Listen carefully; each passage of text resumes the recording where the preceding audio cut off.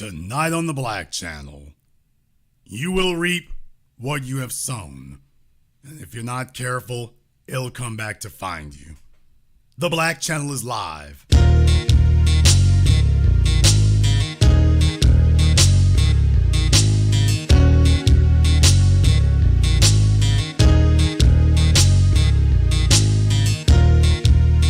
Unapologetic, unadulterated, and absolutely uncompromising.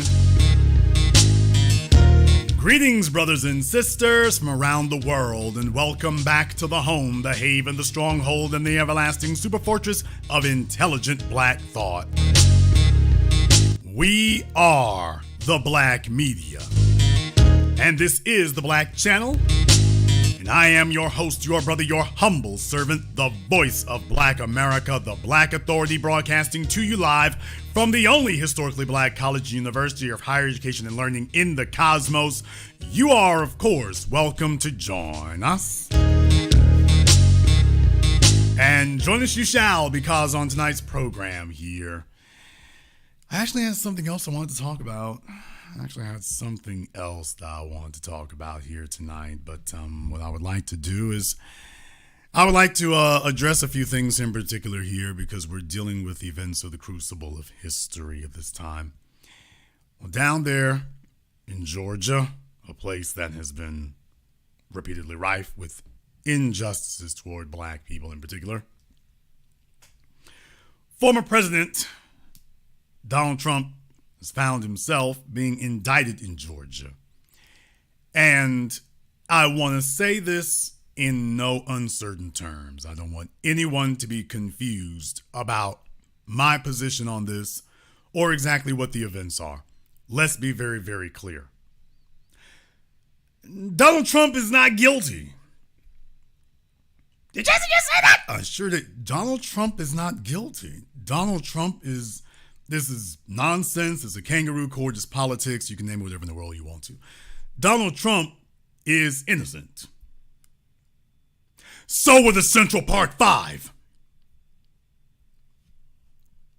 That's my response to that. Yes, Mr. Trump, you are very much not guilty. You are very much innocent. This is very much a kangaroo court against you. It absolutely is. And then again, so was the case against the Central Park Five. And what I'm saying is that when you send certain evils out into the world, don't be surprised when they find their way back to you. No, because you see, this would not be divine justice if Donald Trump were guilty. If Donald Trump were guilty, in the greater scheme of things, I suppose it equates. Oh, no. In order for it to be perfectly balanced, you would have to be wrongfully accused of something you didn't do. Now, that is the scales balancing itself. You find yourself sitting in a place knowing that to the letter of the law, you are innocent. However, the people who have indicted you have decided it is politically expedient to have a gross miscarriage of justice. And you don't have enough friends in positions of power and authority to make sure that you actually get justice. But the Central Park Five did not have anyone in positions of power or authority who wanted to ensure that they got justice. And justice would have meant that they were never arrested in the first damn place. So you see, I want to be very, very clear to everyone here. Oh, no. Donald Trump is here on trumped up, pardon the expression, charges. Absolutely. In New York, in Georgia. It's nonsense. It's garbage. It's bullcrap. Absolutely. Him, Fox News, all the right-wingers, alt-righters, and all the rest of them trying to defend him. They're absolutely all correct. They're correct. It's true. These are trumped-up charges. They're correct. It's true. And it's so reminiscent of the Central Park Five. And let us be clear about where you stood on that, Mr. Trump. Even after they were exonerated, Even after it was proven beyond the shadow of all doubt that they were innocent, even after the city of New York finally years and years later agreed to pay them restitution, you stood there alone and defiant and said that you didn't care what the evidence said, that they should still be in jail anyway. Donald Trump, this is the American court system. Notice I did not say justice system. This is the American court system that you yourself, when you were sitting in positions of wealth and opulence and connections and power and authority and could buy a full-page ad in the New York Post, when you had your opportunity to speak for what was right, decades ago, you could have done something different. You went to work building the very system of penalization that now has you caught in its jaws. And this time it will not be our brother Yusef Salaam and all the others. Now this time it is you screaming from the hilltops to anyone who will listen that it's a farce, it's a lie, it's a setup, it's a frame, it's injustice. And with no one really caring. That was the system that you fought so hard to assemble with your very own hands, brick by brick, board by board, nail by nail. You sat there studiously for decades constructing this gulag because you told yourself that what were the realistic chances you could ever find yourself caught in its clutches? What are the chances that would ever happen to you? That Yusef Salaam would now be on this side of the bars and you would find yourself on the other. That's where it is today. And I wonder if you're saying to yourself, you know, if I had been on the side of righteousness, rather than reinforcing this system, I could have been deconstructing it so that when it wanted to inflict injustice against me, it would be unable to do so. You see, I did a program here on the Black Channel a decade and a half ago where I reminded people that you are a fool if you support a system of injustice, telling yourself that, well, if I feed him somebody else's foot, if I feed him someone else's leg, then he'll chew them up and he won't come for me. I'll get a special dispensation. If I feed him somebody else, then they'll go ahead and chomp him down and I'll be all right. Without you realizing that you are not satiating the beast, you are increasing his appetite. Now you've given him a taste for flesh. You've given him a taste for injustice. And he sits there licking his demonic chops and saying, you know what, that was just the appetizer. You look damn juicy to me. And now you're trying to scream about the injustice of the system and how wrong it is. And wow, we want to do all kinds and all manner of things now. Why, down there in Georgia, please do not forget here, folks, down there in Georgia. Oh, take a look at this down there in Georgia now. Fani the Mammy, as you all know, there's no love lost between us and her. None whatsoever. Looking like Lord Varys from Game of Thrones. House Republicans want to open a probe into Fani Willis. They want to open a probe into the prosecutor herself now. You all had no problem with prosecutors around America. Prosecutors around America, you emboldened them, you empowered them, you told them they could do no wrong. You told everybody else, don't break any laws, you won't find yourselves there. That was what you told them. That was what you told them. That was what you said. And now, you take a look at where you are now. You see, you emboldened this system. You created this situation where if they follow the right steps, then they will not have to worry about that. They won't have to worry about that.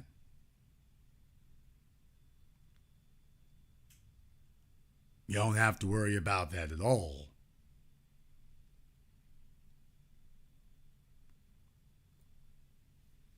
Now you've empowered them to the point that now trying to wrest power away from them literally requires an act of government.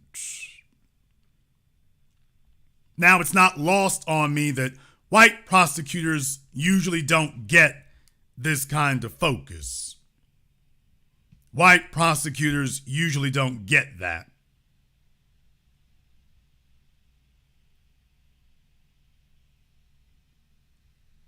White prosecutors usually don't get that.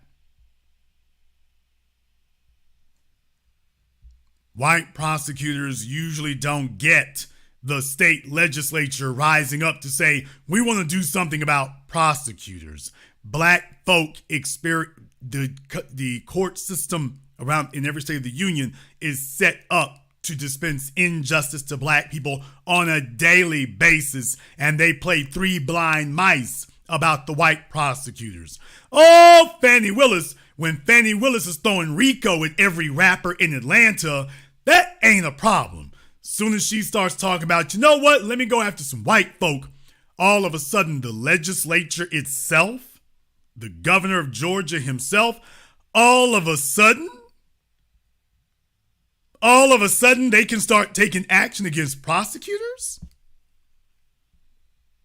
But it's going to be very difficult for you to do that now because Fani Willis has not violated any laws. So you see, it's already in court. By the time you all get this, you're going to be forever trying to get this through.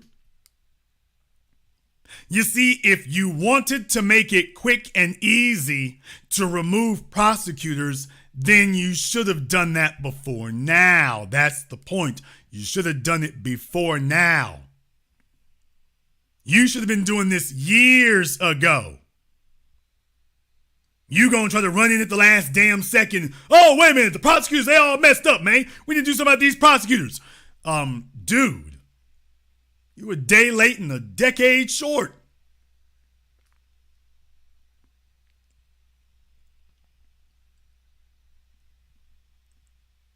Now she's trying to push to get these trials started in record time. Now, y'all know damn well you ain't supposed to be able to get no trials started in 2 months. She's talking about she wants to get them in court in October.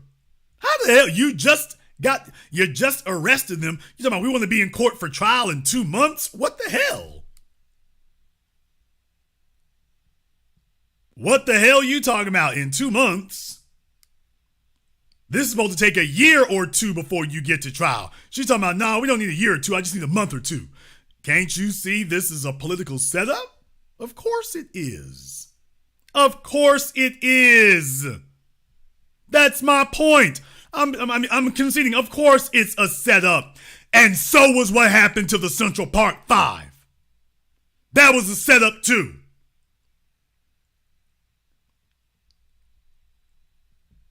That show that Ava DuVernay did about the Central Park 5. You got this woman now, she's gone off to go write books and novels about it. She sought to having them wrongfully imprisoned and incarcerated. She got to go off and go make novels. She got to go off and make novels. Write novels. Make a bunch of money off of unjust, illegal indictments and incarceration of children. Let me remind you all again, of children. These were children that they did this to. The Central Park 5. Children. And in America, the law of white supremacy says there's no such thing as a black child, which is the very epitome of injustice. The idea that your children are fair game, that there is no injustice even against the children. In other words, you are saying that there are no innocents in black society. And now you sit here and there are no innocents in your side of things. If you all agree with what you're hearing here tonight, give me the scales of justice emoji in the chat room and hit the likes button for me. It's over 3,000 people in just the first 15 minutes. But we need to go ahead and throw the likes up here to let everyone here watching know that you agree with what you're hearing here tonight. If you agree, give me the scales of justice emoji in the chat room and hit the likes button for me.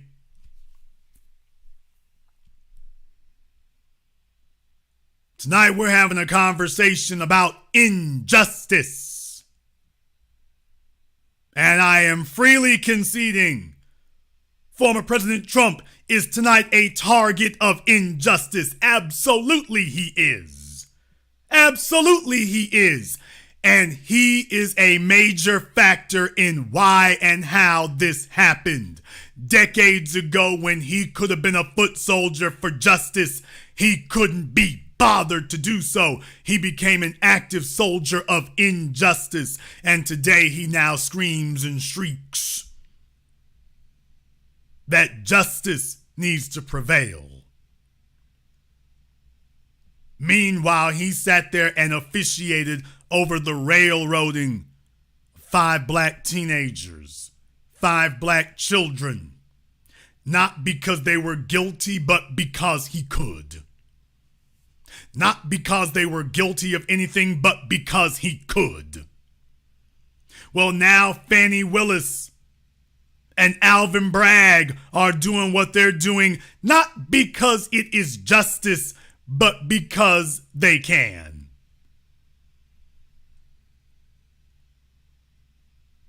Not because it is the right thing to do, but because they have the power to do so.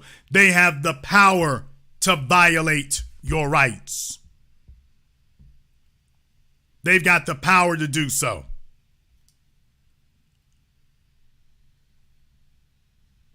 We're going to get off into this here in just a moment as well about Fani Willis. And now that Joe Biden and friends, you notice they're sending out all these black prosecutors in all these safe districts. They're not sending out the Latinos or anybody else. They're sending out the black prosecutors to do their dirty work for them.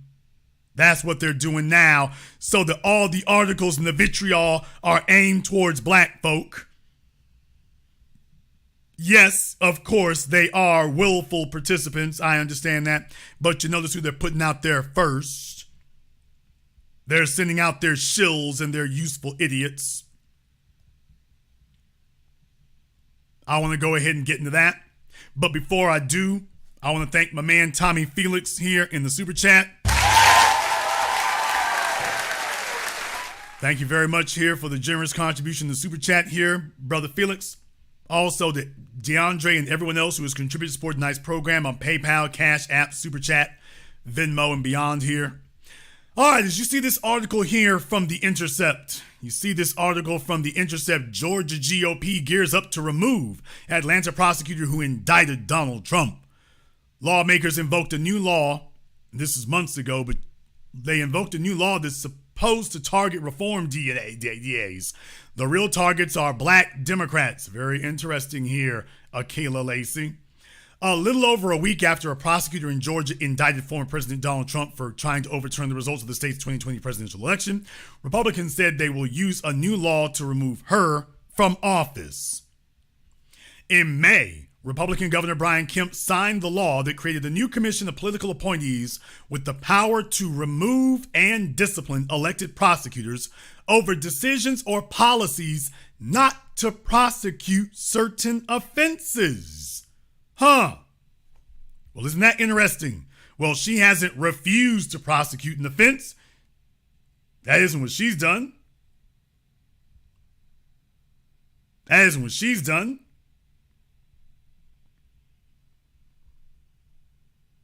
She's saying that she wants to prosecute somebody.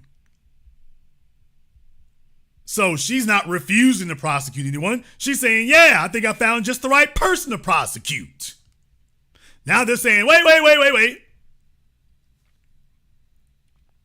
The article goes on to say the law seeks to limit or restrict reform-minded prosecutors. In the case of Fulton County, which includes Atlanta, though, District Attorney Fani Willis is not even known as much of a reformer. Instead, Republican lawmakers set their sights on Willis for another reason: prosecuting the wrong person. In a Facebook post Monday, State Senator Clint Dixon, a Republican, said Willis was indicting Trump because of an, quote, unabashed goal to become some sort of leftist celebrity and should be investigated for using the justice system against her political opponents. The Public Rights Project, a nonprofit that worked on a lawsuit by a bipartisan group of Georgia prosecutors against the bill earlier this month, filed a preliminary injunction against the commission on Thursday, seeking to stop it from initiating any disciplinary or removal proceedings against a prosecutor while litigation over the law is pending.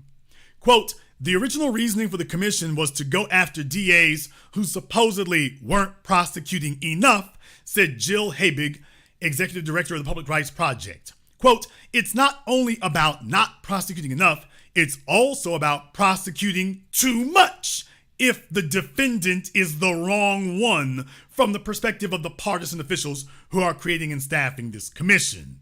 So the I'm white and I say so law is in full effect. The I'm white and I say so law is in full effect. I'm white and I say so is here. So whichever direction you choose, you wrong. We put this law in place because you're not prosecuting enough black folk. Now we want to use it to say you're prosecuting too much. I thought the law was against folks not prosecuting enough, and now they're like, oh, well, it says whatever we want it to say. Whatever we want it to say is what it says. Whatever we want it to say. Habig, who said her group disagrees with the characterization of prosecutors targeted by the bill, said the injunction to block Willis's ouster was necessary to preserve the will of voters who elected prosecutors across the state. The commission did not immediately respond to a request for comment. The new Georgia law is one of close to 40 similar measures introduced in a third of states since 2017 that target prosecutors implementing popular criminal justice reforms. The recent efforts to subvert the authority of elected prosecutors have been largely driven by white Republican lawmakers in gerrymandered states against black Democrats in the liberal islands of cities, Habig said. Quote, over a third of states have considered legislation to retaliate against local prosecutors for pursuing policies that they disagree with, Habig said. This is part of a national trend that we're seeing of predominantly white, often gerrymandered state legislatures, targeting prosecutors, often black prosecutors, and often prosecutors elected in cities and counties with larger black and brown populations. So the partisan and racial nature of this retaliation, I think, is something that's really important to highlight. The remarks by Dixon, the state senator, were the first shot across the bow, Habig said. Quote, the drumbeat is just starting. Another Republican state lawmaker called last week for a special legislative session to investigate Willis, and others are drafting a statement to condemn her for indicting Trump, the Atlanta Journal-Constitution reported. Beyond the focus on Willis for indicting Trump, Habig said, the law is already having a pernicious effect on prosecutors across the state. There have already been changes in how DAs talk about their priorities and the kinds of cases that they think are most important. Changes in the traction to build criminal justice reform efforts in the state, she said. Georgia attorneys said they were afraid to discuss basic parts of their work for fear of being targeted for removal under the law. Quote, I have concern that some of my policies and approaches could be interpreted as a stated policy that could give rise to a complaint, investigation, and discipline, DeKalb County District Attorney Sherry Boston wrote in an affidavit supporting the motion for a preliminary injunction. Boston said her commitment to reforms like higher evidentiary standards and pretrial diversion guidelines could all put a target on her back. In another affidavit, the director of public policy and communications at the Savannah nonprofit Deep Center said the organization had been working with a local prosecutor to implement reforms, but after the passage of the law, the prosecutor balked. Deep Center's Coco Guthrie Pappy said her organization had worked with Chatham County District Attorney Shalana Cook Jones to develop plans to address the backlog of people awaiting trial and sentencing in the county jail, start a pre-arrest diversion program, and alleviate certain court fines and fees. Jones' office embraced those efforts at first, but soon became more reluctant, Guthrie Pappy said. Guthrie Pappy said her organization started to see changes as the bill started moving through the legislature. It's one of those things that's never spoken out loud, but you can see people's behavior start to change because people get scared. And fear is an incredibly powerful emotion. Well, yeah, Machiavelli told you that. It is better to be feared than loved. She said, quote, it was very clear to us that all this work that we have been trying to push to the DA's office was going to come to a halt. Jones did not immediately respond to a request for comment. Before the push for the new law, some prosecutors in Georgia, in response to calls from local communities, began to narrow their focus to the most dire crimes, Guthrie Pappy said. She pointed to the killing of Ahmaud Arbery in 2020 as a catalyst for the election of more reform-minded DAs.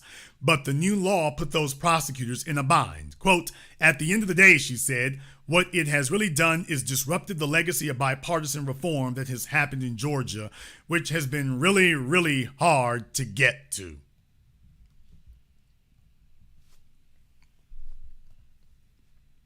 So yeah, folks are scared. Folks are worried. Folks are shaking in their boots. They don't know what to do. On the one side, you've got the individuals like Trump who are afraid of injustice. Then you've got Fani the Mammy who is afraid of justice or injustice. The system is starting to become a boondoggle on both sides. So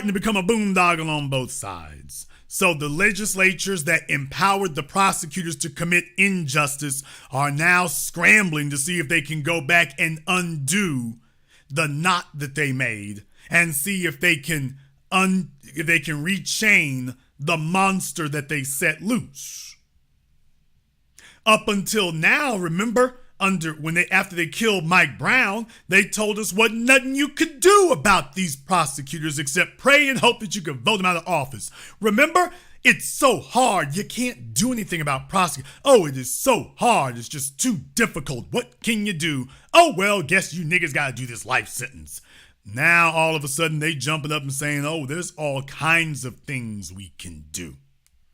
Very, very quickly. All kinds of things we can do.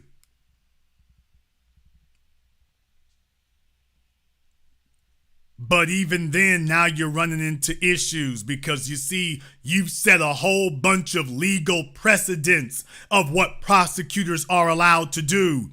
Remember, it is these same state legislators who sat up here and told you that police can lie to you. Remember, the Supreme Court has codified that the police are allowed to lie to you in the pursuit of their duties. Remember? If you are a suspect, why, the police can lie to you. And if you ain't got money out the bank, you gotta get stuck with the public defender and the prosecutors can just bat them around like a cat toy. You've already set the political precedent that this is what prosecutors are allowed to do. Now you gonna try to run in at the last minute and say, whoa, can we? No, roll that back. We gotta roll that back. After decades of saying that this is the law of the land?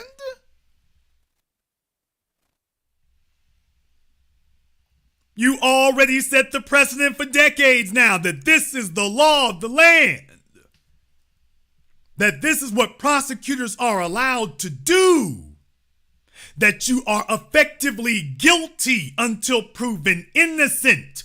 These star chambers that you call grand juries.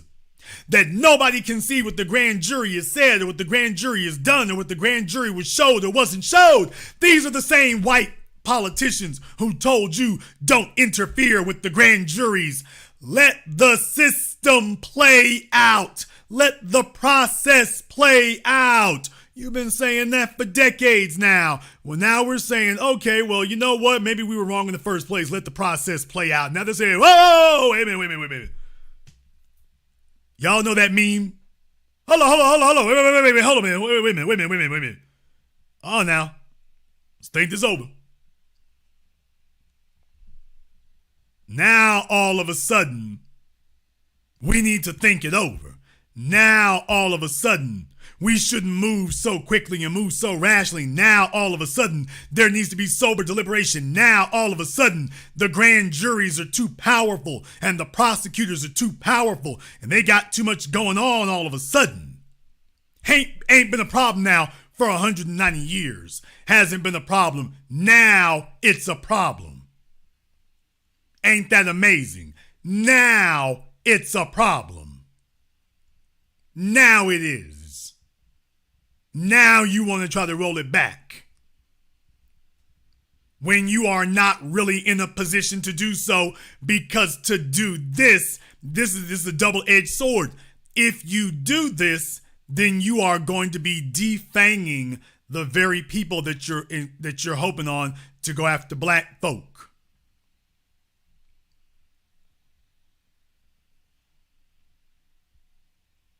That's exactly where you're going to find yourself at. Now you're in the unenviable position of trying to go into a court of law and tell the judges, hey, look, whatever the hell we say it is, that's what the hell it needs to be. Whoever we want to go after, damn it. But you already defined what the powers of the prosecutors are. Yeah, but this hoe ain't doing what we need her to do. So we want to decide who they should prosecute and what and how. All she did was use the rules that you laid down. You said what the rules were. All she's done is use the rules and the power that you gave her. And just like Donald Trump, if you hadn't been so white supremacist short-sighted, see, white supremacy is a stupid organism. I didn't say it wasn't bullheaded. I said it's dumb. It's not very far-sighted. Trump wasn't thinking about the ramifications of his actions 2 decades ago. And the legislatures around the country, when they empowered prosecutors to persecute black people, did not think about the ramifications of their actions. That one day you will look up, and it doesn't matter where you are, you can be in the state capital of Georgia, but the district attorney is a black female. You will not have enough of a white electorate to make sure that you keep white men in positions of power to protect you. You better make sure that these laws are written in a way that it actually weakens the district attorneys over time, because you could find, just like you have used your white supremacist district attorneys to be racial activists against black people, you could look up one day and find a district attorney who is an activist against you. And now she's got all these powers and all these abilities that you gave the previous prosecutors. Now she's got all of these demonic devices at her disposal. And she's pulling out and using every one of them. She's railroading your ass through. She's gotten together with the damn judge, another female. I don't think she's black, but another female. Although there are some black ones out there, they done got together with the damn judges and said, yeah, sister girl, we can start the trial in 60 days. Not 60 months, 60 days. You went from indicted to you're gonna go from indicted to on the stand in 60 days. People, y'all ain't got a damn traffic ticket in court in 60 damn days. How many of you have been able to get in and out anything other than small claims court? How many of you have had a criminal court offense and you was able to get the prosecution to schedule a court date in 60 days?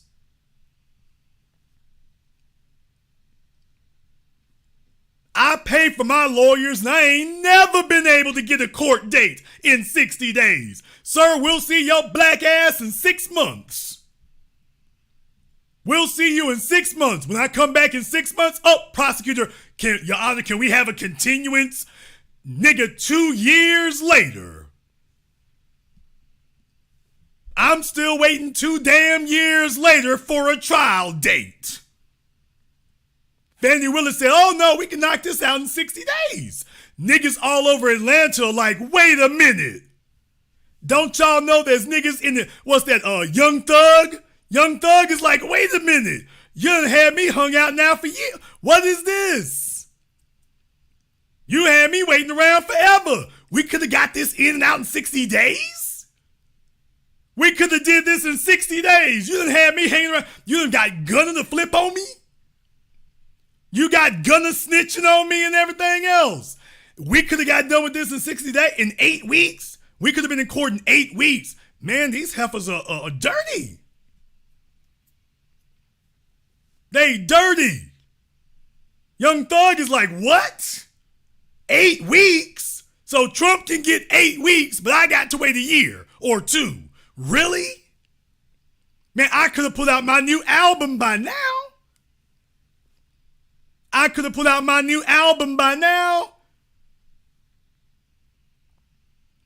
Hell, it took them, 60 days to get bail. It took them 60 days to get bail. She's talking about 60 days till the trial. He's like, wait a minute, you had me hanging out for 2 months to get bail.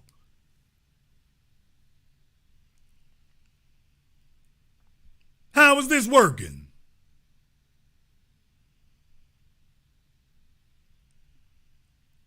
But these are the powers that you gave these prosecutors. And she cut her teeth on Young Thug and the rest of them. Now she's like, y'all let her get away with that with Young Thug. And the other one, they got that other case down there. Y'all was cheering her for that. Yay, that's right, little niggers, you go clean up the streets. Then she said, yeah, and by the way, tell Donald Trump, get on this dustpan. While I'm locking up all these niggas, see if you can put Trump on this dustpan for me. Joe Biden sent me a phone call. He sent me a text message and said, yeah, can you go clean up Trump while you at it? I can't have my fingerprints on it. Can you go clean up Trump while you at it, baby? Might be a Justice Department position for you in the future. Might be a U.S. attorney position for you in the future. So, can you go clean it up for me right quick?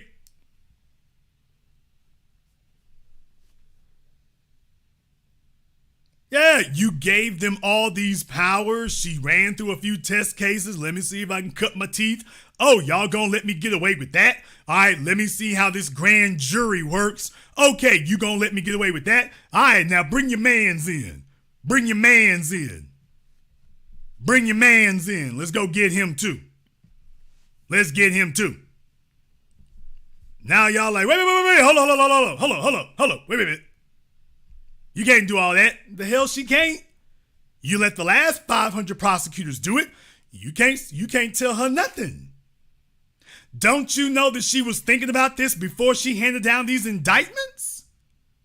Do you think that Fani Willis didn't get together with every lawyer from here to the Justice Department before she proceeded with these indictments? You passed the law back in May. You don't think she already made sure that she was tight on this?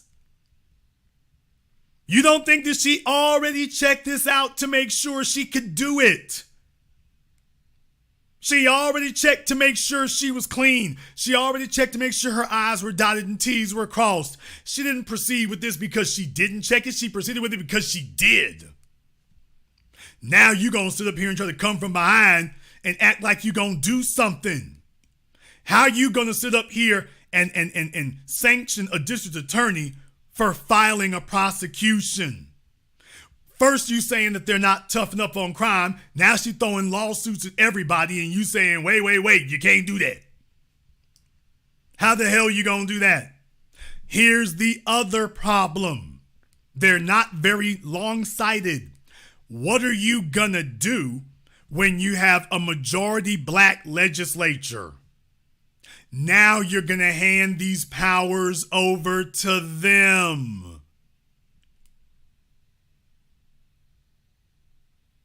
So this becomes a never-ending cycle. You're going to hand these powers over to them. Then you're going to be lying and yelling over there.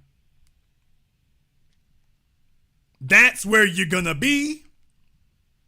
This isn't going to go away. All you're playing is kick the can down the road. Today, it's Fani Willis. In 5 or 10 years, it'll be somebody else. It'll be somebody else in 5 or 10 years. And they'll be even smarter.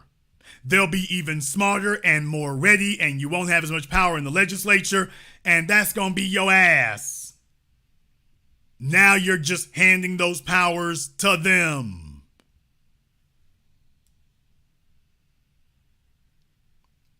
You got short-term thinking for long-term problems. Let's hurry up and pass a new law. Dude, your new law is going to be handed over to the very folks you're trying to go after. Eventually, they're going to have it in their hands. Then you're going to be sitting there boo-hooing and crying and singing the blues. Governor Kemp is already backtracking. Governor Kemp is already backtracking about removing a district attorney. He signed the law, and yet now he's already backtracking on it.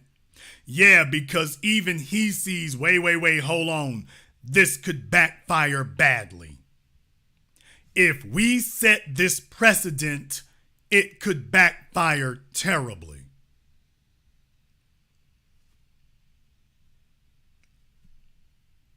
That's why I say to you all here tonight, they sent out their black faces to do their dirty work, but there are lessons to be learned. There are lessons to be learned here. There are a whole bunch of folk who never in their lives imagined that they would wake up one day and they would be behind the 8 ball. They would be in the crosshairs. They would be in the bullseye. Never thought that would be him. Donald Trump never thought that he could be sitting in a court facing real time for something that he did not do, something he is not guilty of. He is certainly incendiary, he is certainly inflammatory, but he is not guilty of what they're charging him with. But that don't really matter in the United States of white supremacy. Now, does it, Donnie? No, these are the rules you made. You said that in New York City, justice don't matter. Now Alvin Bragg is saying, oh, so glad you said that. Justice doesn't matter. Innocence doesn't matter. Facts don't matter. We're here to make an example of you. Well, guess what? You made an example of the Central Park Five. Now these other folks want to make an example of you.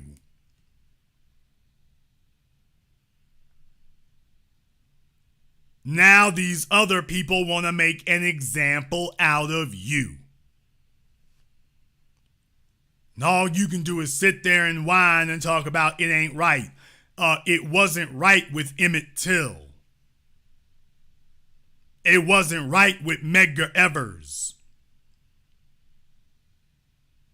It wasn't right with Mike Brown. It wasn't right with Tamir Rice. It wasn't right with the Central Park Five. It's been not right. Way before now. And when you all were sitting in positions of power, that was your time and your opportunity to reform the system, to make sure that it could no longer do things like that. So if you ever found yourself in a position where your enemies decided they wanted to hijack the political and court system to go after you, that they would be unable to do so. That's what you're supposed to do when you're in positions of power. Please understand, folks, we're a long way from where the Constitution of the United States started.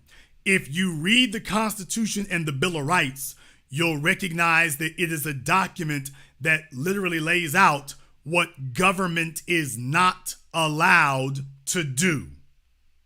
The Constitution of the United States isn't so much outlining the rights of the people so much as it is defining what the government is not allowed to do.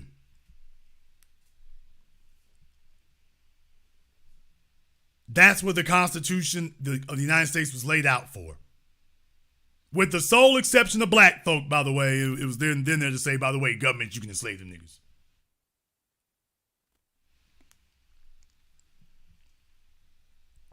But the Constitution of the United States, the spirit of it, the sentiment of it, the wording of it tells you this document is here to say what government cannot do. This document is here to put limitations on government. And we have watched as they systematically, relentlessly, yearly gone back to refine it so that it gives government more powers. Every time you turn around, it's like, wait a minute, we're losing control of the niggas.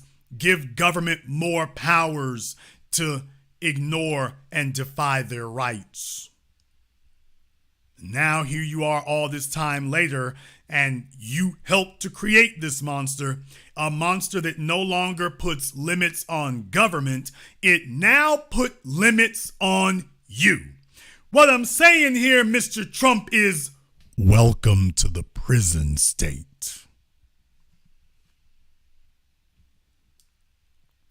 Our brother Neely Fuller talked about this years and years ago, that he says that United States society is already a prison, and that he refers to the jails and the penitentiaries not as prison but as greater confinement.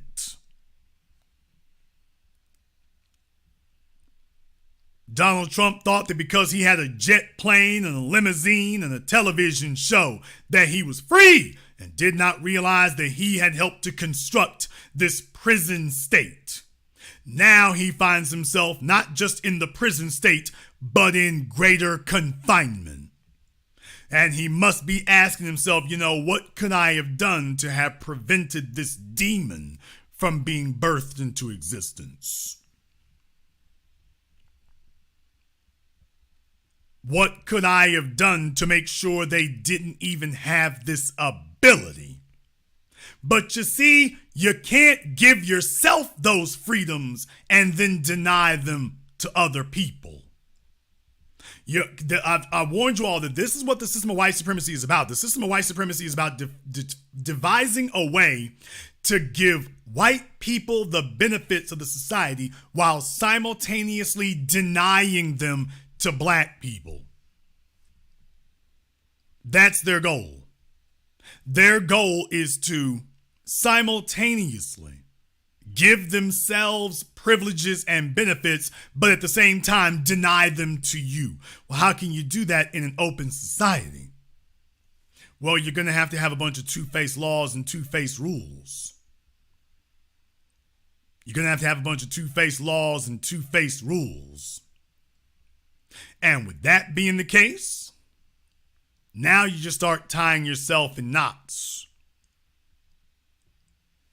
Now you just start tying yourself in knots. And that's where they are now. They don't know what hit them. Folks, they don't have a damn idea what hit them. They don't know. Poor little old Laura Loomer, boy, her little suspected little white supremacist ass been sitting up here posting damn near day and night since all this happened. She's been tied into knots. She doesn't know whether she wants to support black folk, cuss us out, or nothing else. She don't know what she wants to do.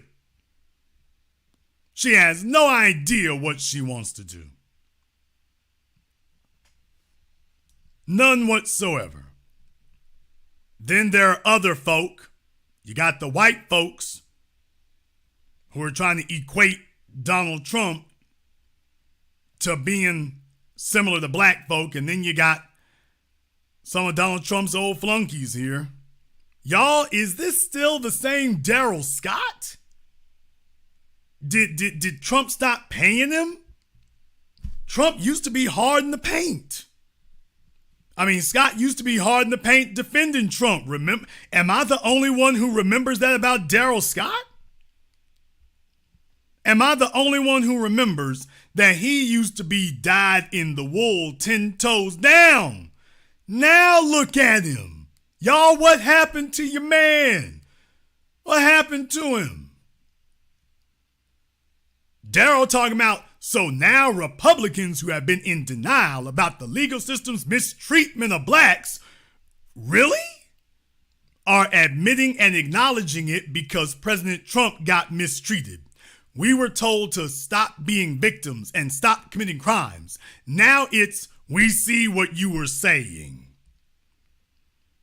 Boy, I'm telling you. What happened to Daryl? Did they stop paying him? Hey y'all, did they stop paying Daryl? Yeah, gotta get that body count down. Did they stop paying Daryl, y'all? Did the check not clear the bank? Is that what happened? Is that what happened with Daryl, y'all? The check didn't clear the bank. Daryl's salty now because the check didn't clear the bank. He was waiting for that check to clear the bank, and a couple of them bounced. Now he's like, oh, now he pulling a Roland Martin.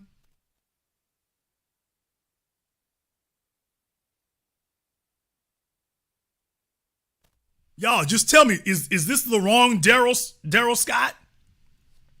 Is this the same Pastor Daryl Scott, or is this a different one? Did I pull up the wrong one, y'all?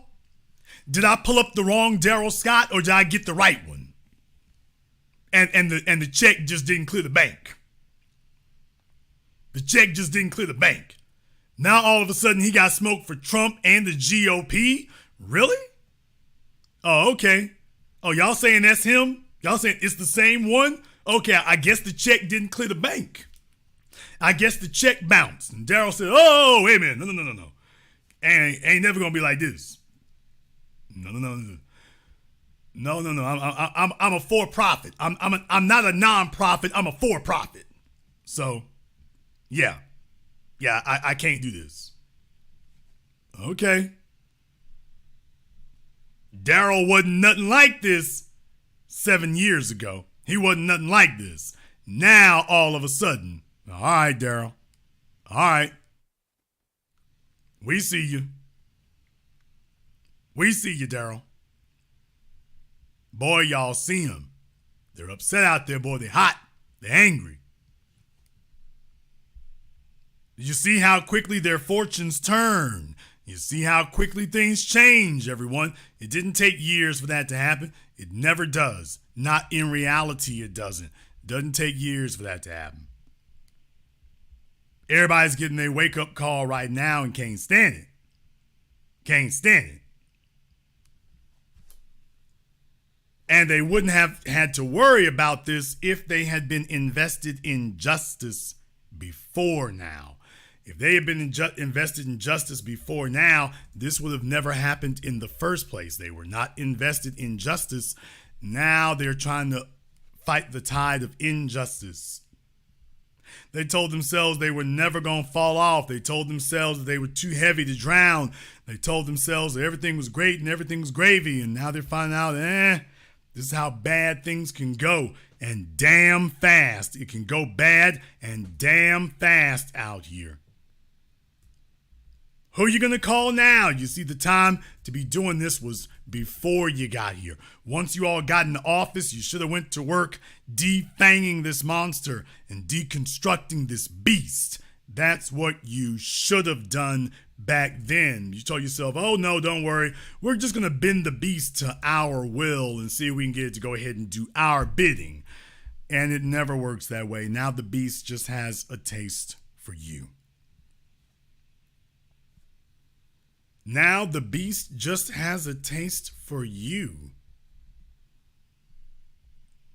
Now you're trying to figure out how to undo this.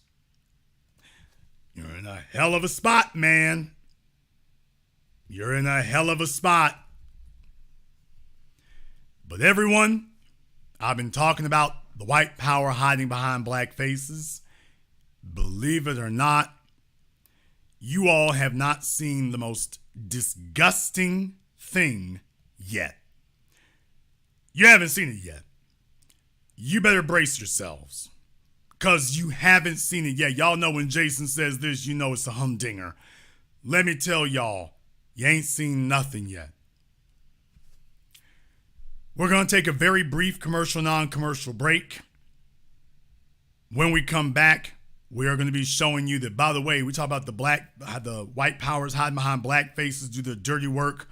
Wait till you see what's coming up next. This is The Black Channel. Hello, my name is Steve Burgess, and I'm a certified elementary school teacher and have been for 23 years. I'm the author of this book, Guidelines for the Successful Student, a closer look at parenting your school-aged child. In this book, I've explained the role of the parent and the student in addition to what accommodations, procedures, rewards and consequences and expectations that need to be in place to ensure student success from primary to high school. This book is available on Amazon.com.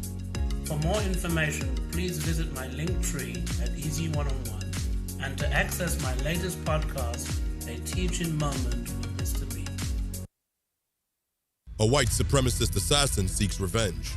Corrupt FBI agents with evil intentions. Dangerous black collaborators dedicated to treason. Occam Jeffers must defeat them all and somehow survive. One misstep and he's a dead man.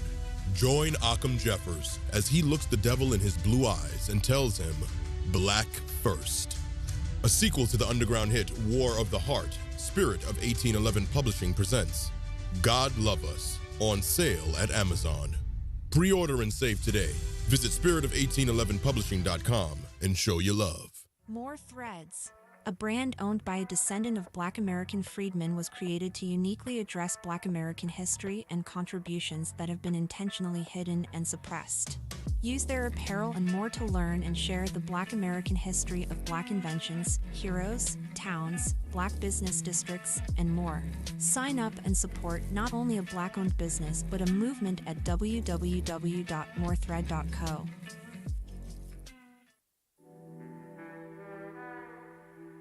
Order yours today to experience all the benefits of Ash Kickin' natural body butter with skin so smooth and soft, you'll thank us for it.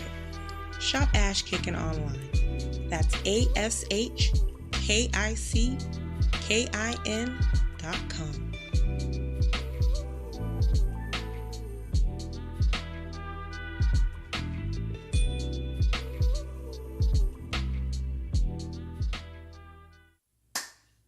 Hi, this is Brenda Starr, creator of Poetry with a Purpose and author of the book Pressed But Not Crushed. Pressed But Not Crushed is an anthology of political poems that address current and historical issues in American descendants of slave population and African American population.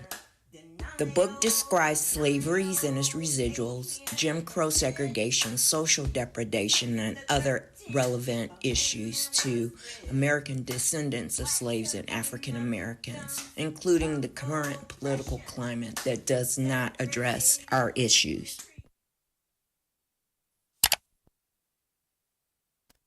This is The Black Channel. I am your host, your brother, your humble servant, the Black Authority. Very glad to be with you all here this evening. And I want to take a moment out here to make a bit of a special announcement in this regard. Because of various harassment that we had suffered here on YouTube, that was the reason why I started using this, my secondary channel, the TBA channel. It's been a tremendous success. I want to thank all of you who have come over here with us here. As you all know, my main channel, the Black Authority channel over there, has twice the number of subscribers still subscribed to it. And I want to give you all a notification here tonight and give an announcement that I am going to be migrating back over to my main channel. So the real reason for it here was because, you know, there was a bunch of false flagging going on.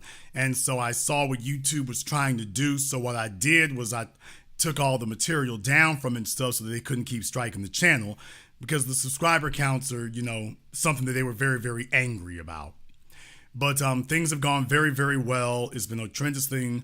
So here's the thing about it, though. My main channel does not have monetization on it, which has never been a big issue for me.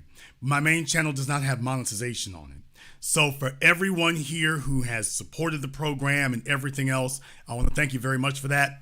Please keep up with the information in the description on this channel. It'll be added to the description on my other channel there, as far as how to contribute through PayPal, CashApp, Super Chat, Venmo. Since you won't be able to use Super Chat over there, so PayPal, CashApp, Venmo. So definitely we're going to make it do what it do to everyone who supported the program. So just giving you a heads up here that I am going to be migrating back over to the main channel. So anything over here will be directing you over there, just so we can go ahead and do that. So it's going to be a big deal. You know, we got a lot of folk there who are probably still signed up and haven't seen us in a minute and figured we went away, even though it's been telling them to come over here.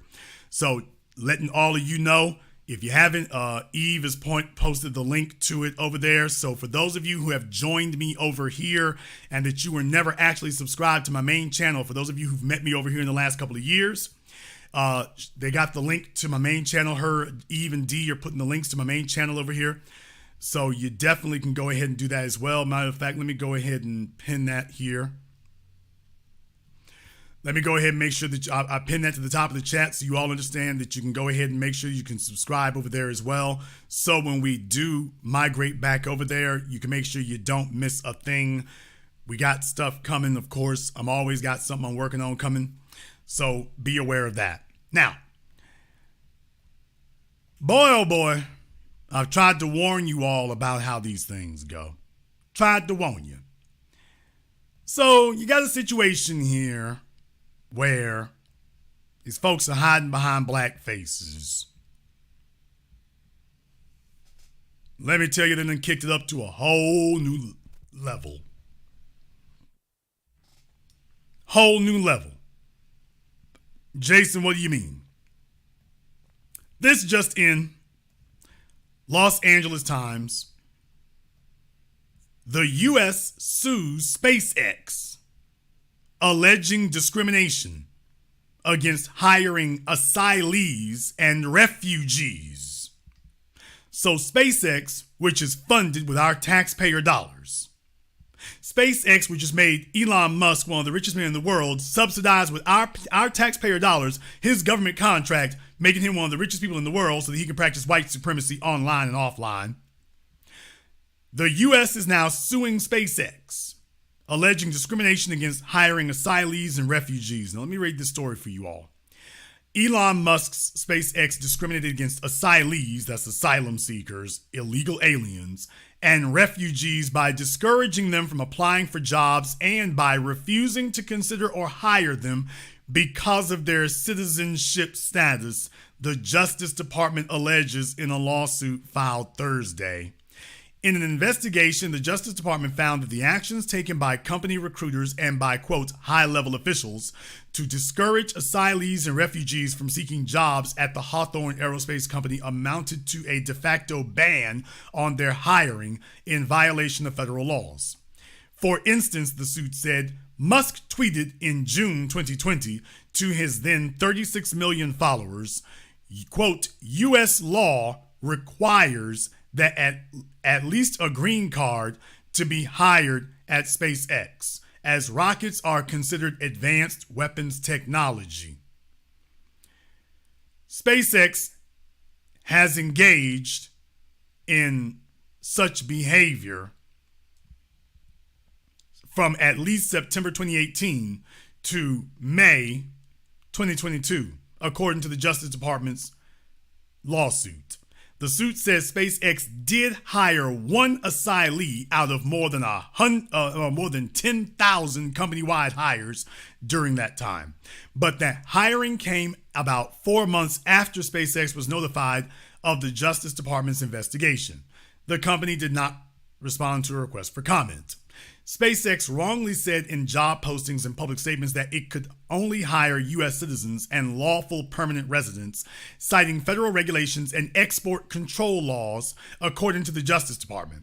The company's own hiring records show that SpaceX, quote, repeatedly rejected applicants who were asylees or refugees, quote, because it believed that they were ineligible to be hired due to these regulations, the lawsuit says. So they're sitting up here fighting basically for illegal aliens. This is the Justice Department now. Oh yeah, one more thing in this article.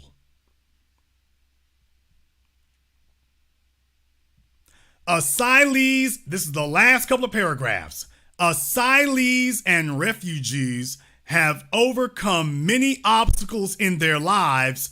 Assistant Attorney General Kristen Clarke of the Justice Department's Civil Rights Division said in a statement, quote, "And unlawful employment discrimination based on their citizenship status should not be one of them."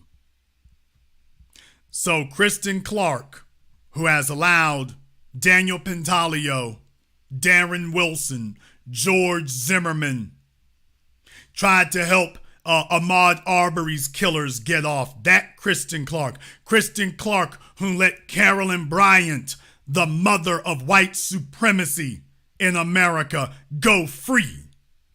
And yet this is what she's using her position for. This is what she's doing with her authority and her position. Just in case you all missed it and didn't know that, by the way, she's fighting to make sure that regardless of their citizenship status, that they can make sure that not only they got jobs, that they got high-level jobs. Oh, man. They are serious about this. They are dead ass about this. Dead ass. They ain't playing no games. They ain't joking. They're like, yeah, damn the minor jobs. Let's see if we can get them into the major leagues, so that we can subsidize them with your taxpayer dollars. Let's see if we can do that with our tax dollars. The people, the citizens. Let's see if we can do that with you all's money here to make sure that they are well financed. Which is why I've been telling you all forever here, they can't make it on their own. They got to make sure that they're artificially suscitated. They've got to make sure that they are kept alive, because under normal circumstances, they couldn't make it. You have never seen the federal government step in like this for black people, not even in recent times. Kristen Clarke has ignored what's been going on here. That's what I mean by they're hiding behind black faces. They send her out to be the face of this. They send her out for this.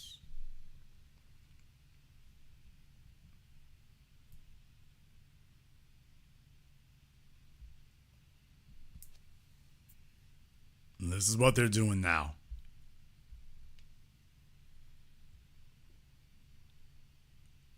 Hiding behind black faces. Hiding behind black faces. Advancing their white supremacist agenda and hiding behind black faces. Conducting their little civil wars with each other. Hiding behind black faces.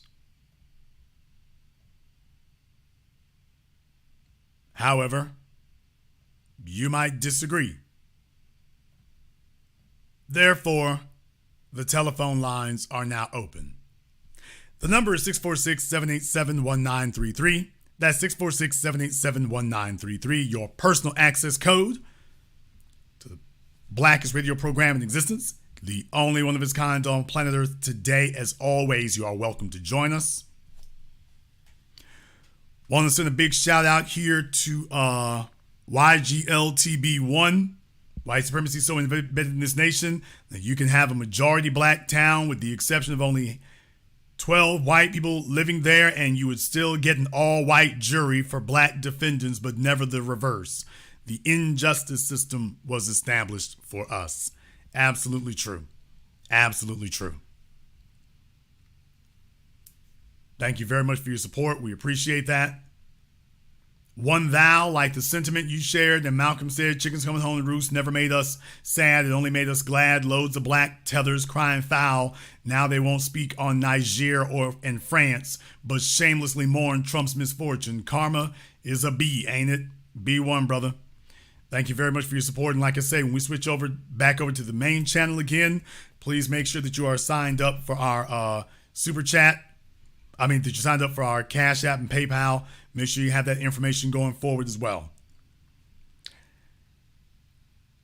The telephone number is 646-787-1933. That's 646-787-1933. I want to thank everyone who has contributed to support tonight's program on PayPal, Cash App, Super Chat, Venmo. My man Ogun, thank you very much for your support, brother. We appreciate that. Mr. Baker, Andrew L, B1 Media's Lifesaver, and Mark B, thank you very much for your support also. Let's go over here and see if we can jump to the telephone lines. The number is 646-787-1933. Let's get caller from area code 646. You're on live with the Black Channel. What's your name? Where are you calling from? TBA, Anthony from Queens, New York. Anthony from Queens, what's on your mind? So one of the biggest problems that I'm seeing right now is, these bootlicks that are, taking the blows, for, these Democratic higher ups. They're not realizing that once, the Republicans get in power, they're on their own because we're not going to come to help them. We saw what Fani Willis did with the Rayshard Brooks case down in Atlanta, letting the cops off. So she's basically naked. So she has to hope that Democrats stay in power because we're not going to help her. We're going to see her get attacked, and we're not going to care. Kristen Clark, we saw what she did with, as you mentioned, with our brother Ahmaud Arbery. We're just going to stand back. Yeah, we're going to let them do whatever. Fani Willis didn't have black support like that. Fani Willis is one of these folks. Remember, she had the police behind her. Remember that? So that was the thing that she was backing on. Right. She's got white folks support. Yeah, that flipped on her ass real quick now, didn't it? Right. You all think about that for a moment. Think about how quickly that spun on her. She came into office and was defeated the other prosecutor. We're talking about all the white folks she had support from, and now just take a look at it. A short time later, she's in the crosshairs. By the way, I wonder how many of these police unions have spoken up in her defense. Anybody know? I'm asking for a friend.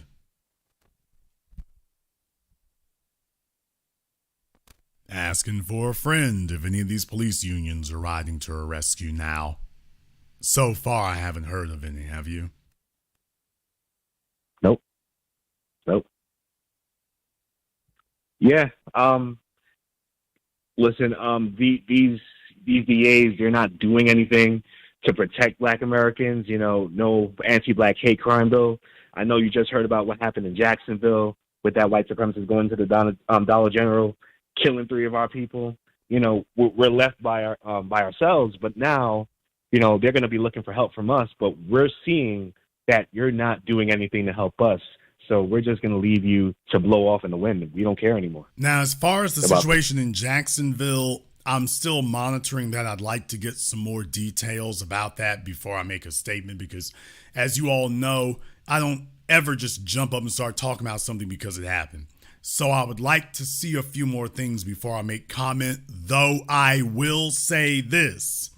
I have been warning everyone now. And by the way, for those of you, if you don't live in Florida, then you don't know that the panhandle of Florida is referred to as Southern Alabama. Folks in Florida like to refer to the panhandle of Florida as Southern Alabama.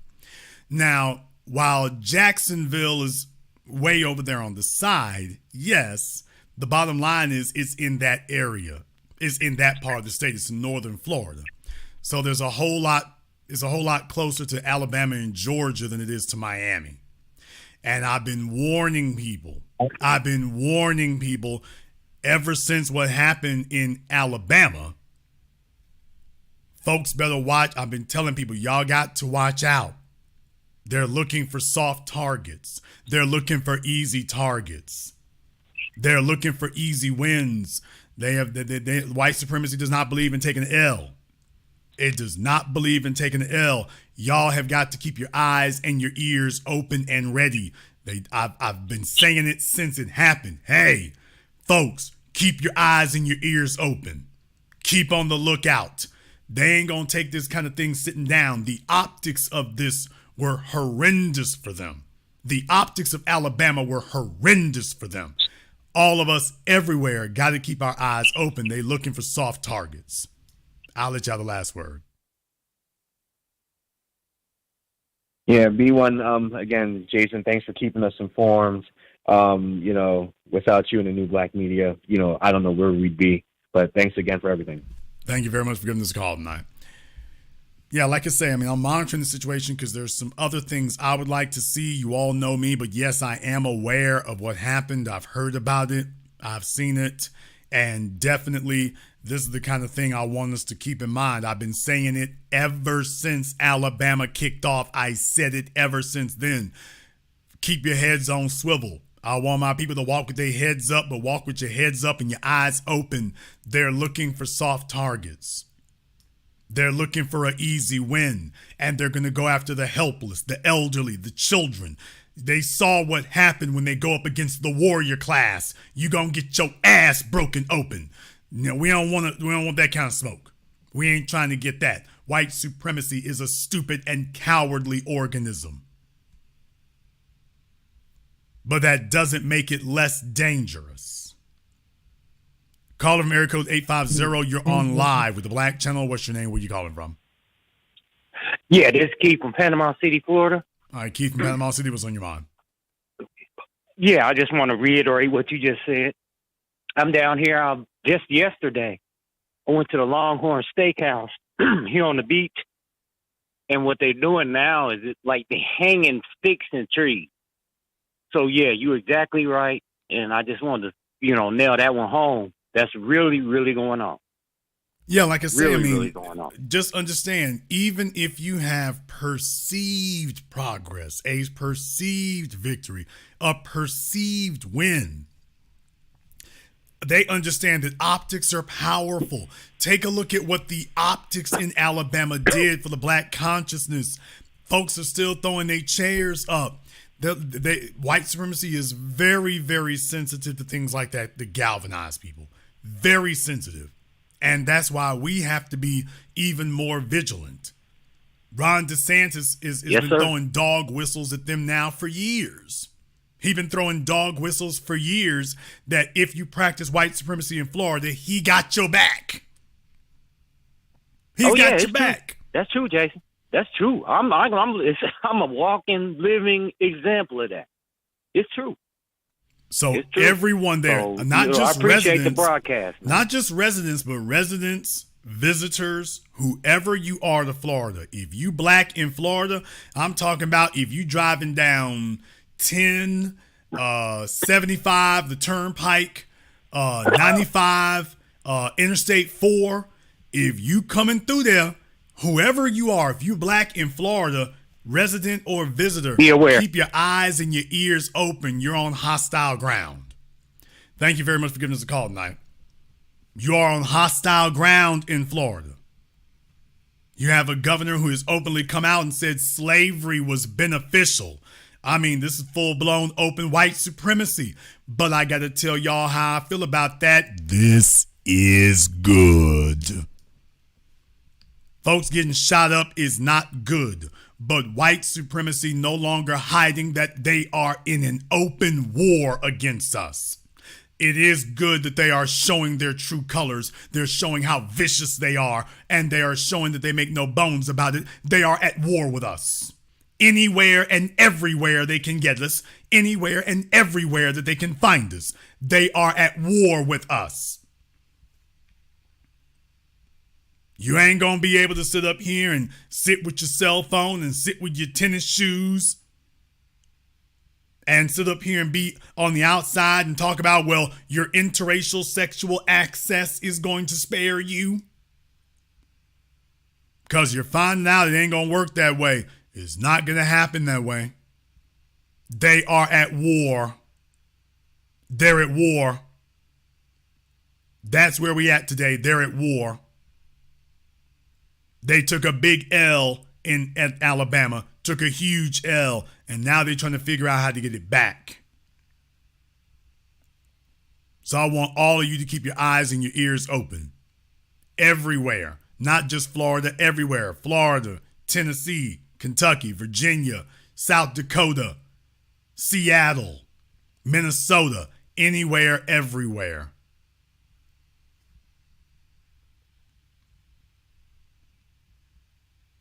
We're talking tonight about white power hiding behind black faces. And they sent dependable black bootlicks out to come do their dirty work. So that when the heat comes down, we become the face that everyone demonizes. Folks in Georgia are not talking about Joe Biden. They're talking about Fani Willis.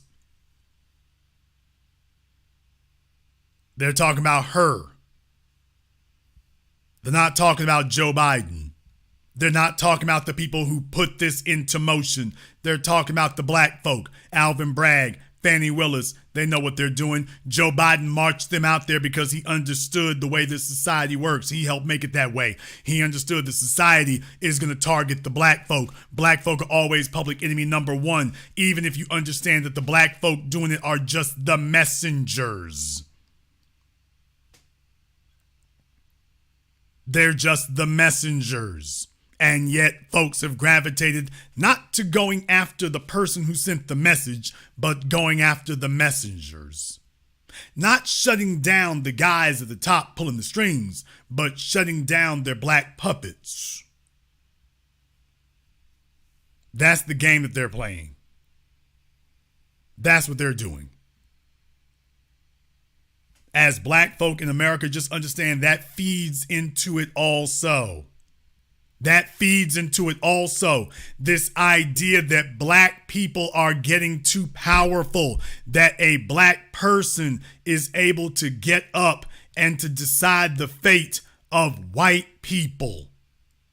That is considered intolerable, that a black person can decide the fate of white people. Remember, up until this point, the weakest, most scallywag, alley cat, white woman could bring down the richest, most powerful black man in America without her having any sort of political power or any sort of judicial position of authority.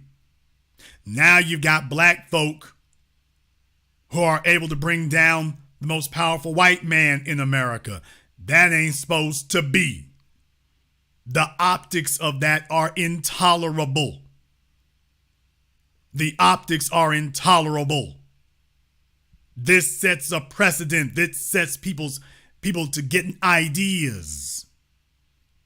You cannot allow something like that to occur. That just any old black politician somewhere can bring down the most powerful white folk. See, that's supposed to be a position reserved for white society. You aren't supposed to be able to do that. And you're certainly not supposed to be able to do that with phony, trumped up, false charges. Now, you're not supposed to be able to do it with that. You're not supposed to be able to come up with cockamamie bullcrap charges and then be able to railroad white folk into jail unjustly. You're not supposed to be able to do that.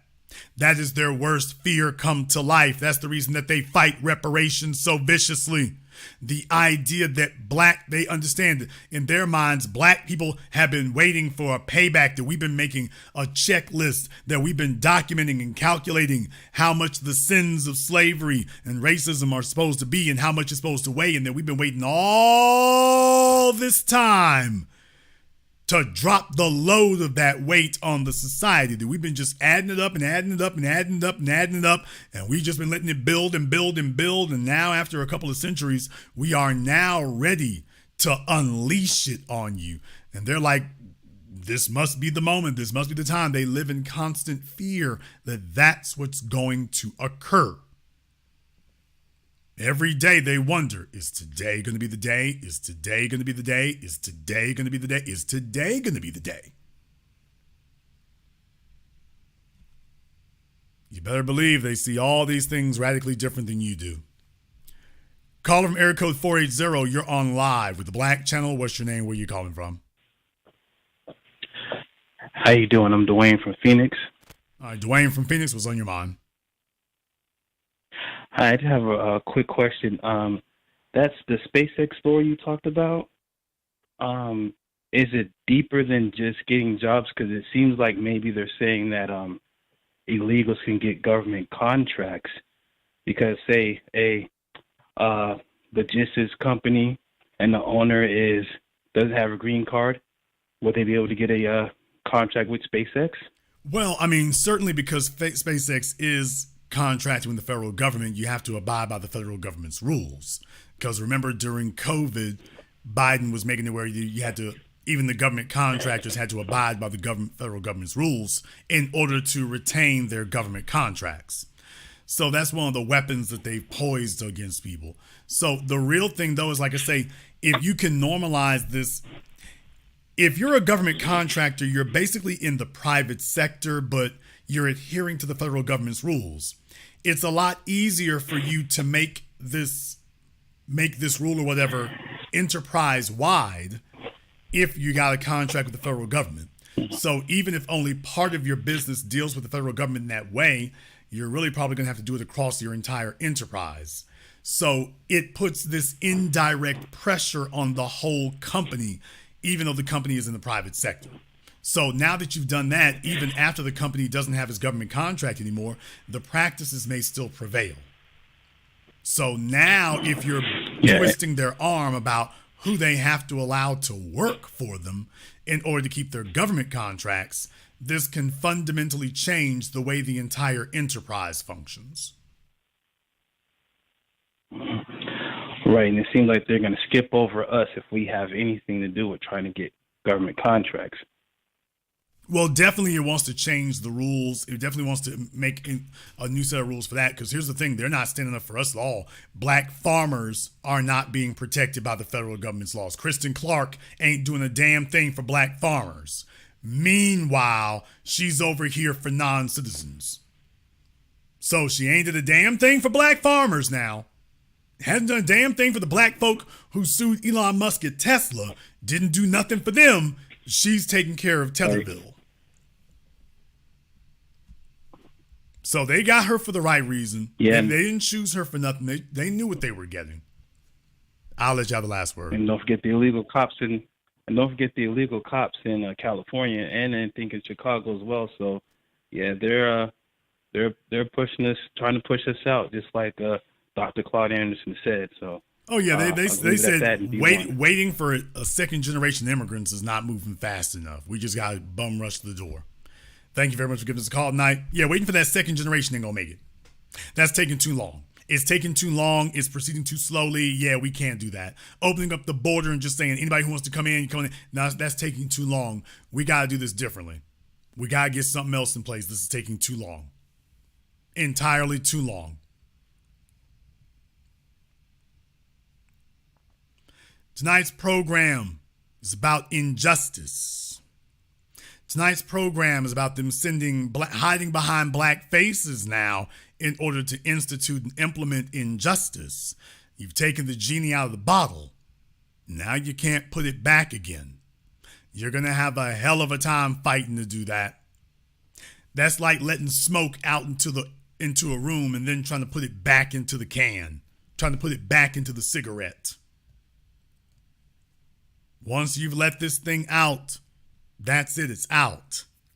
The time for you to be dealing with this was back when we told you that you were practicing injustice. Malcolm X talked about that. Malcolm X talked about that. He who leads into bondage will be led into bondage. He who leads into captivity will be led into captivity.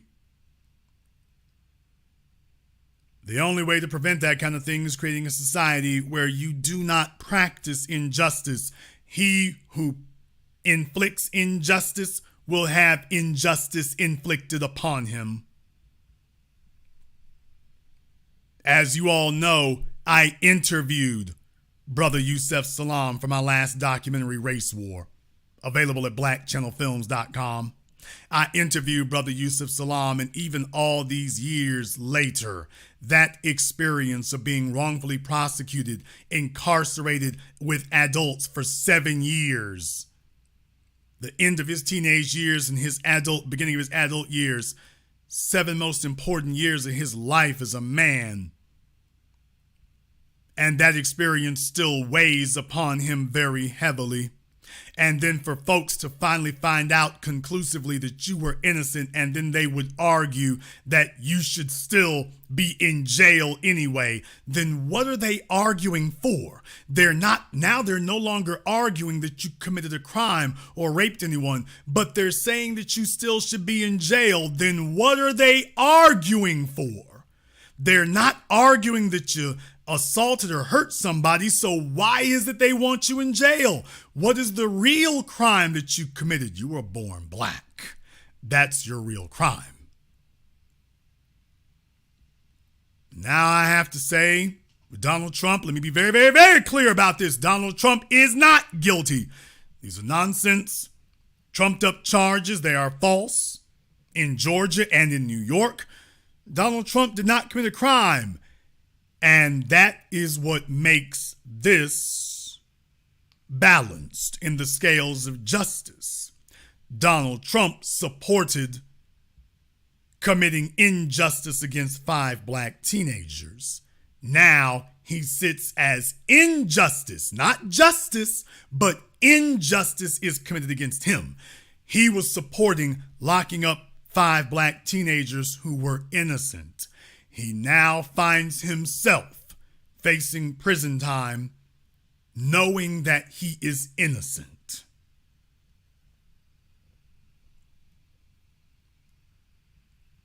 I find that to be an interesting bit of justice. If he were guilty, it wouldn't be quite so balanced. He is innocent. Oh.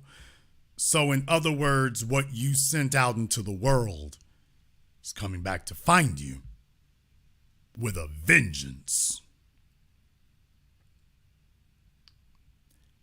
And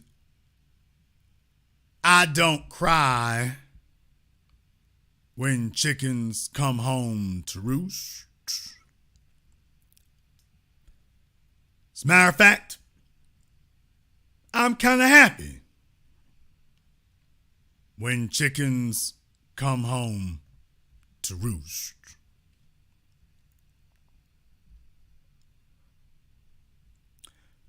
We're going to go ahead and wrap up tonight's program here. I want to thank Miss Prescia, Miss Apiary, Mr. Pollard, and everyone else who has contributed to support tonight's program. Tonight, if you are new here to the Black Channel, welcome to the Haven of Intelligent Black Thought. We do this every weekend. Click that red subscribe button, click that yellow notification bell. Join us each and every time that we're here. If you haven't been to our website, blackchannelfilms.com, you want to go and check out our groundbreaking best-selling documentary work, 7 a.m. Gentrified Race War, all available on DVD and streaming. Go to blackchannelfilms.com. That is blackchannelfilms.com. I want to thank all of you for joining us on tonight's program. Thank you for watching live or recorded. Thank you for liking, subscribing, and sharing. And this concludes tonight's broadcast of the Black Channel. I am your host, your brother, your humble servant, the Black Authority. And until next time, my brothers and my sisters from around the world, remember, black is the future and the future is justice.